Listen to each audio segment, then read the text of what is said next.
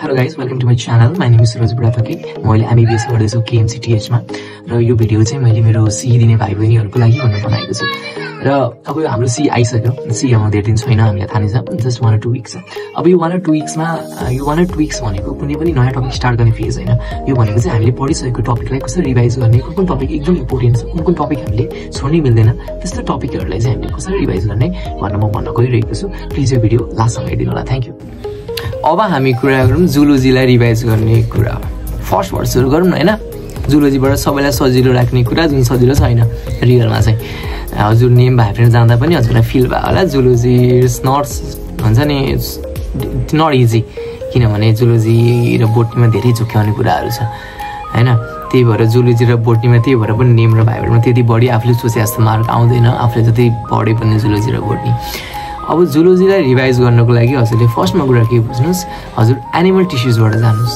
हजुरले human biology सुरु गर्नुभन्दा अगाडि एनिमल टिस्युज गर्नुस्, किनभने ह्युमन बायोलोजीमा एनिमल टिस्युजको कन्सेप्ट हुन एकदम इम्पोर्टेन्ट छ।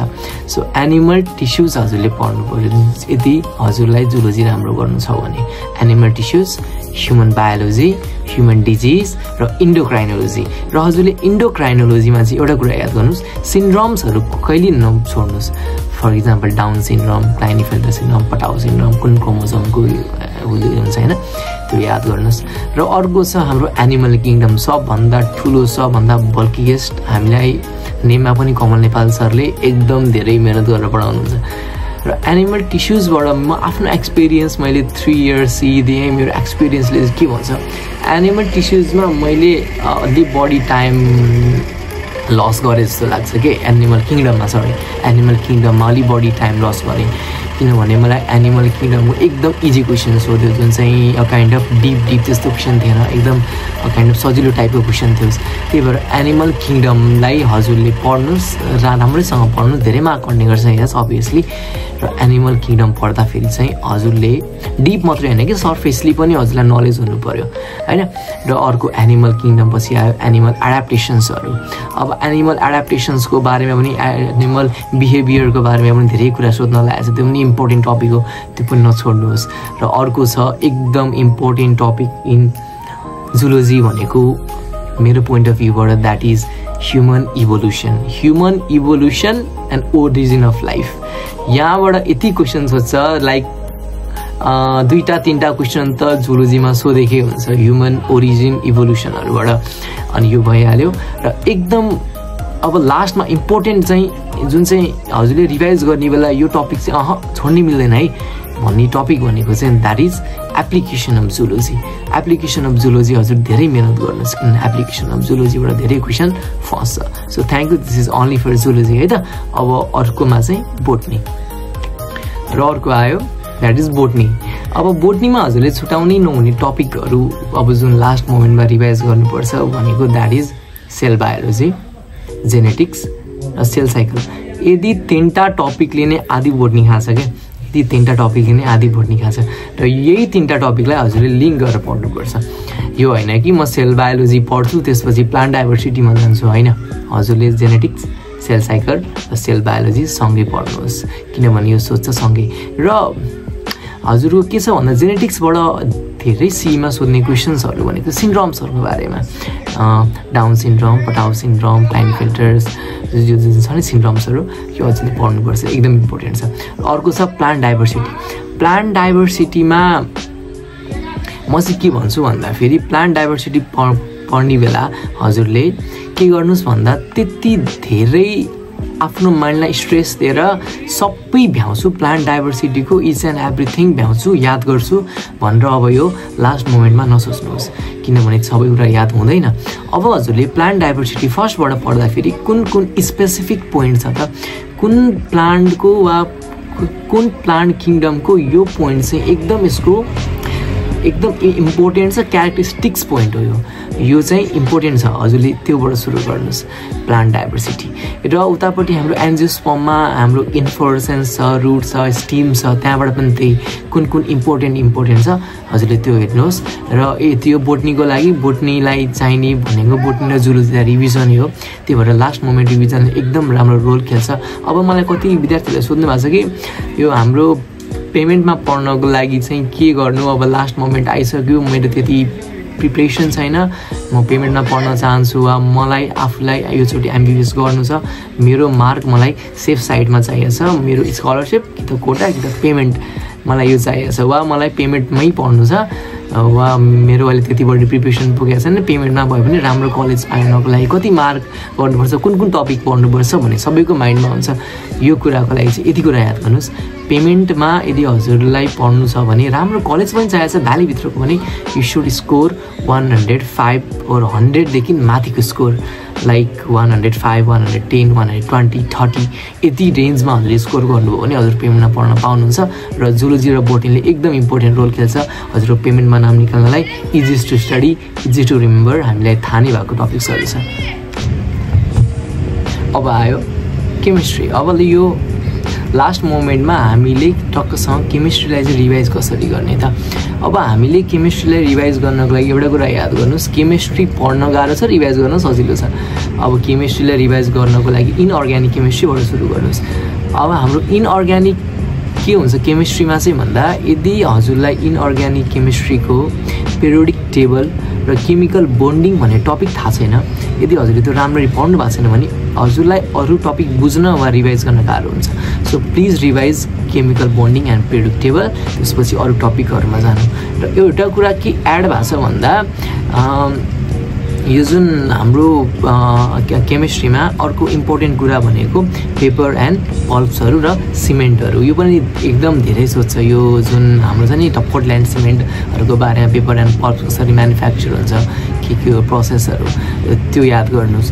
र एउटा कुरा चाहिँ कुनै पनि एलिमेन्ट जुन म्यानुफ्याक्चर हुन्छ नि, सोडियमको म्यानुफ्याक्चरेसन, त्यसपछि NaOHको म्यानुफ्याक्चरेसन, त्यहाँबाट चाहिँ हजुरले याद गर्नुपर्ने कुरा भनेको कन्डिसन कुन कुन एप्लाई भएको छ, कति टेम्परेचरमा, कति प्रेसरमा, त्यहाँ हामीले के युज गरेका छौँ एज अ क्याटालिस्ट, त्यो एकदम इम्पोर्टेन्ट छ, त्यो छोड्दै नछोड्नुहोस् होइन, यो एकदम इम्पोर्टेन्ट छ। अब रिभाइज गर्नको लागि त्यही हो, अब मैले भनेको जस्तो केमिकल बोन्डिङ र पेरियोडिक सुरु गर्नुहोस् र एलिमेन्ट्सहरू गर्नुहोस् पहिले, अनि त्यसपछि अरू साइड बाई साइड लग्दै गर्नुहोस्। र अर्को के छ भन्दा, अरू अर्ग्यानिक केमिस्ट्रीमा हजुरले छोड्नै नहुनुपर्ने कुरा भनेको चाहिँ रियाक्सन नेम्सहरू। र यो हाम्रो जुन तपाईँको रियाक्सन नेम्सहरू हाम्रो 40 to 45 को रेन्जमा छ है, 40 to 45 वटा रियाक्सनको नेम्सहरू छ, त्यो रियाक्सन नेम चाहिँ हजुरले याद गर्नुपर्छ। अब आयो हाम्रो अर्ग्यानिक केमिस्ट्री। अर्ग्यानिक केमिस्ट्री धेरैलाई गाह्रो लाग्छ, अर्ग्यानिक केमिस्ट्री मलाई पनि गाह्रो लाग्छ, तर अर्ग्यानिक केमिस्ट्री धेरै सजिलो पार्ने एउटा सूत्र छ, त्यो भनेको चाहिँ 3 वटा टपिक्स। यदि हजुरले 3 वटा टपिक्स राम्ररी पढ्नुभयो भने हजुरको अर्ग्यानिक केमिस्ट्री धेरै राम्रो हुन्छ। ल हजुरलाई लास्ट मोमेन्ट रिभाइज गर्नुभन्दा अगाडि पनि त्यो 3 वटा टपिक्स चाहिँ एकचोटि सर हेर्नुहोस् होइन। त्यो 3 वटा टपिक्स भनेको एउटा हो नोमेनक्लेचर। फर्स्ट, यदि हजुरलाई थाहा नै छैन कम्पाउन्डको नाम भने हजुरलाई धेरै गाह्रो हुन्छ, त्यही भएर नोमेनक्लेचर थाहा हुनु पऱ्यो। अर्को थाहा हुनु पऱ्यो आइसोमेरिजम, र अर्को थाहा हुनु पऱ्यो हजुरलाई रियाक्सन मेकानिजम। रियाक्सन मेकानिजम यदि हजुरलाई थाहा छैन भने हजुरको अर्ग्यानिक केमिस्ट्री जान्छ, यो हजुरलाई धेरै गाह्रो हुन्छ होइन। रियाक्सन मेकानिजम थाहा हुनु पर्ने। रियाक्सन मेकानिजममा चाहिँ यदि हजुरलाई न्युट्रोफाइल भनेको इलेक्ट्रोफाइलको कन्सेप्ट थाहा छैन, त्यो रियाक्टिभिटीको अर्डर थाहा छैन, कुनै पनि एसिडको बेसको भने हजुरलाई धेरै गाह्रो हुन्छ। सो रियाक्सन मेकानिजम पढ्नुहोस् र आफ्नो अर्ग्यानिक केमिस्ट्री यसरी सुरु गर्नुहोस् है त। अब हाम्रो आयो म्याट। म्याट भनेको चाहिँ एकदम हुन्छ नि विचित्र टाइपको एउटा हो क्या, कुनै पनि हुन्छ नि एउटा टपिक हो म्याट। अब म्याट कसरी गर्ने त, म्याट हजुरले धेरै प्र्याक्टिस गर्नुभयो भने पनि हजुरको म्याटमा आउने भनेको 15 देखि 17 को रेन्जमा आउँछ। अब हुन्छन् कोही एक्स्ट्रा अर्डिनरी जसको म्याटमा 18-19 मिल्छ, तर म्याट के हुन्छ भन्दा म्याटमा आउने भनेको रेन्ज भने 15 देखि 17, यति धेरै आयो भने अब त्योभन्दा 12, 13, 14 आउँछ। अब म्याटमा हजुरले छोड्नै नहुने टपिक्सहरू भनेको चाहिँ काइन्ड अफ क्यालेन्डर प्रब्लम्सहरूलाई धेरै सोधिरहेको हुन्छ। त्यसपछि वर्क एन्ड टाइमको हजुरलाई कुराहरू सोधिरहेको हुन्छ, कन्सेप्टहरू सोधिरहेको हुन्छ, अनि त्यसपछि हजुरको रिजनिङहरू सोधिरहेको हुन्छ होइन, हजुरलाई कुनै पनि सिक्वेन्सहरू सोधिरहेको हुन्छ। त्यो पनि हल्का हेरेर जानुहोस्, किनभने म्याटले पनि हजुरलाई मार्क कन्टेन्टमा धेरै हेल्प गर्छ। अब लास्टमा आयो, अब सबै कुरा सक्यो, रिभाइज गरेर सबै कुरा सक्यो। अब सीको अघिल्लो दिन के गर्ने त, वा सीको रात के गर्ने, अब भोलिपल्ट सी छ आज राति के गर्ने, केही नगर्ने, सुत्ने। यदि भोलि सी छ भने आज राति सुत्ने, त्यो आफ्नो माइन्डलाई त्यति धेरै तनाव दिने पनि होइन। हजुरलाई त्यो मतलब 1 वर्षमा हजुरले पढेको कुरा एकै रातमा हजुरलाई त्यो हजुरको सबै कुरा चेन्ज हुँदैन। सबभन्दा ठुलो कुरो यो अब हाम्रो 1 or 2 विक्समा आफ्नो हेल्थ हेर्ने, आफ्नो माइन्डलाई एकदम काम राख्ने, पोजिटिभिटी हुन्छ नि कुराहरू सोच्ने, पोजिटिभ कुराहरू सोच्ने। त्यस्तो होइन कि मेरो नाम निस्केन भने म अब के नै हुन्छ, होपलेस नहुने। कतिपयको बानी हुन्छ होपलेस हुने, इक्जाम हलमा पनि गएर होपलेस हुन्छन्। त्यहाँबाट मेरो साथी थिइन्, उनको चाहिँ इक्जाम हलभित्र गएर होपलेस भएर उसले आफ्नो रेजिस्ट्रेसन नम्बर बिगारेको थिएँ। हुन्छ नि a kind of she was very brilliant student. मैले उसलाई नेममा देखिरहेको हुन्थ्यो, उसको मार्क 145 150 को रेन्जमा आउँथ्यो, तर त्यहाँ गएर उसले गल्ती गरेन, रेजिस्ट्रेसन नम्बर बिगारिन्। सो आफूलाई एकदम काम राख्ने, त्यो होपलेस भएर हो अब त किन बित्यो के होइन, जस्ट एक्जाम हो, जस्ट एउटा एक्जाम हो। एमबिबिएस नगर्नेले पनि आफ्नो लाइफमा धेरै राम्रो गरेर खान्छन् होइन। त्यही भएर आफूलाई एकदम काम राख्ने। अब के कुरा सोच्दा फेरि हजुरलाई आफ्नो माइन्डलाई काम राख्न सक्नुहुन्छ त्यस्तो कुराहरू सोच्नुहोस् के। अब यो होइन कि अब चिल हो अब सबै कुरा छोडिदिन्छु पढ्नै छोड्नु, त्यस्तो होइन। आफ्नो माइन्डमा एउटा सानो टाइप कन्सर्न त हुनै पर्छ र आफ्नो माइन्डलाई कसरी कन्ट्रोल गर्ने त हजुरको हातमा छ। सो एकदम त्यो जाने दिन चाहिँ हजुरले आफ्नो माइन्डलाई एकदम काम राख्नुपर्छ होइन। त्यो एकदम हार्ड फुड्सहरू खाएर नजानुहोस्। म चाहिँ भन्छु पानी खाएर जानुहोस्, पानी सातु के हुन्छ, बिहानको ब्रेकफास्ट गरेर जानुहोस्, त्यो खानै खाएर नजानुहोस् होइन। अनि त्यसपछि आफ्नो इक्जामभन्दा अघिल्लो दिन चाहिँ एकदम राम्रो स्लिप पुऱ्याउनुहोस्। त्यो हुन्छ नि बानी कसैको, रातभरि पढ्ने, भोलि बिहान काइन्ड अफ डिजनेस हुन्छ, त्यति बढी माइन्ड फ्रेस हुँदैन, गएर बिग्रिन्छ exam. So please don't do that. All the best. आफ्नो सेन्टर 1 घण्टाभन्दा अगाडि पुग्नु, सेन्टरमा यस्तो कुनै कुराहरू नलानुहोस्। आफ्नो डकुमेन्टहरू, एडमिट कार्ड, त्यसपछि राष्ट्रिय परिचय पत्र, नागरिकता लानुहोस् आफूसँग ब्याकअपमा। र यति कुरा भन्छु, आफू एक्लै नजानुहोस्, आफ्नो कुनै एउटा बुवा मम्मी साथीहरूसँग जानुहोस्। एउटा हेल्प फिल हुन्छ हजुरलाई, कुनै पनि किसिमको डर लाग्दैन। र आफ्नो इक्जाम हलभित्र घडी रिङ्सहरू कहिले पनि युज नगर्नुहोस्। र आफ्नो रजिस्ट्रेसन नम्बर, सेट, नाम र डेट भर्न 5 मिनट लागोस्, 10 मिनट लागोस्, केही फरक पर्दैन। र अर्को मेन कुरा छ टाइम म्यानेजमेन्ट। अब सीमा टाइम म्यानेजमेन्ट कसरी गर्ने त? सी अब यस्तो हुन्छ, सीमा भित्र गएपछि त्यो टाइम यति छिटो फास्ट जान्छ नि, थाहा नै हुँदैन क्या। अनि के छ कतिको बानी चाहिँ भन्दा अब फिजिक्स म्याथ र त्यसपछि फिजिकल केमिस्ट्रीमा न्युमेरिकल्सहरू हुन्छ हल्का फुल्का। अब त्यो न्युमेरिकल्स नमिलेपछि 5 मिनट त्यसलाई नै दिने, 10 मिनट त्यसलाई नै दिने, गर्नुभयो भने हजुर डुब्नुभयो, सीमा डुब्नुभयो। अब यहाँबाट बाहिर निक्ल्न सकिँदैन है, त्यो टाइम गयो। हजुरको एम भनेको फिजिक्सबाट मात्रै 50 ल्याउँछु, बायोबाट मात्रै 80 ल्याउँछु भन्ने होइन। हजुरको एम भनेको जहाँबाट सक्छु मार्क ल्याउँछु, चाहे त्यो म्याथबाट आओस् मेरो मार्क, चाहे त्यो बायोलोजीबाट आओस्, चाहे त्यो केमिस्ट्रीबाट आओस्, चाहे त्यो फिजिक्सबाट आओस्। र अर्को कुरा छ अप्सन एलिमिनेसन। अप्सनलाई एलिमिनेट कसरी गर्ने? अब के छ भन्दा 0.25 मार्क काटिदिन्छ यदि रङ अप्सन भयो भने, टिक लाग्यो भने। तर त्यो चाहिँ के हुन्छ भन्दा यदि हजुरलाई 2टा अप्सन थाहा नै छैन र हजुरलाई 2टा अप्सनको बारेमा कन्फ्युज हुनुहुन्छ भने प्लिज गो फर द्याट, टिक लाउनुहोस्। मिल्न सक्छ, 50% चान्स छ। यदि हजुरले त्यस्तो चाँडा मात्रै लाएर तपाईँको 2टा मात्रै ठिक भयो भने पनि हजुरलाई के हुन्छ, फाइदै हुन्छ। त्यही भएर त्यो गर्नुहोस् र अप्सनलाई एकदम राम्ररी पढ्नुहोस्। सीमा के हुन्छ, कुनै पनि अप्सनको पछाडि टेल दिया हुन्छ कि। फर इक्जाम्पल एउटा क्वेसन दिया हुन्छ, हामी क्वेसन मात्रै पढ्छौँ अनि अप्सन टिक लागिहाल्छ होइन, त्यहाँ पछाडि टक्कसँग एक्सेप्ट दियो भने all of the above, accept दियो भने, नट दियो भने त के गर्ने त? त्यही भएर अल क्वेसन राम्ररी पढ्नुहोस्।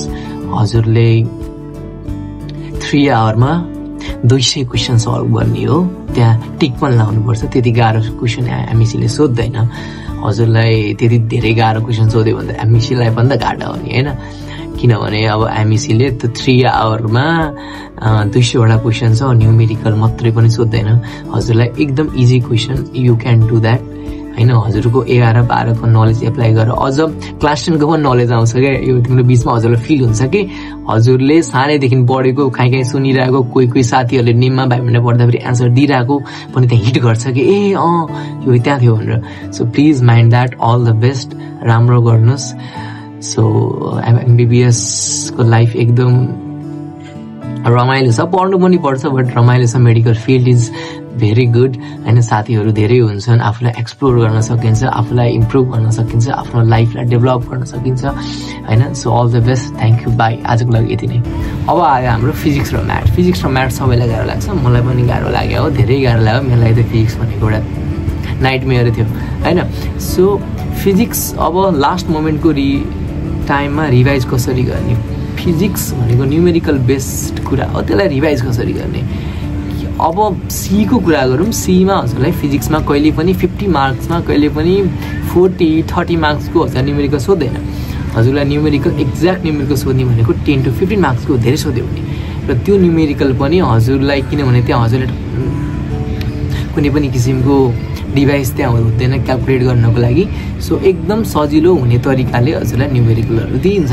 त्यही भएर यदि हजुरलाई फिजिक्स गाह्रो लाग्छ भने चाहिँ सजिलोबाट जानुहोस्। फर इक्जाम्पल मोडर्न फिजिक्सबाट सुरु गर्नुहोस्। मोडर्न फिजिक्स भनेको इजी टु गेट मार्क होइन, त्यति धेरै मिहिनेत पनि गर्नु पर्दैन, मार्क पनि आउँछ। त्यो टपिक किन छोड्नु त, किन सुरुमै मेकानिक्सको भाग लिने त आफ्नो माइन्डमा? त्यही भएर मोडर्न फिजिक्समा जानुहोस्। अनि त्यसपछि हजुरको मोडर्न फिजिक्स सकेपछि हजुर जानु वेभ एन्ड अप्टिक्समा। वेभ एन्ड अप्टिक्स भने पनि सजिलो छ, राम सरले एकदम राम्रोसँग पढाउनु भएको छ, युट्युबमा पनि छ त भिडियोजहरू होइन, मैले त्यहीँबाट पढाएँ।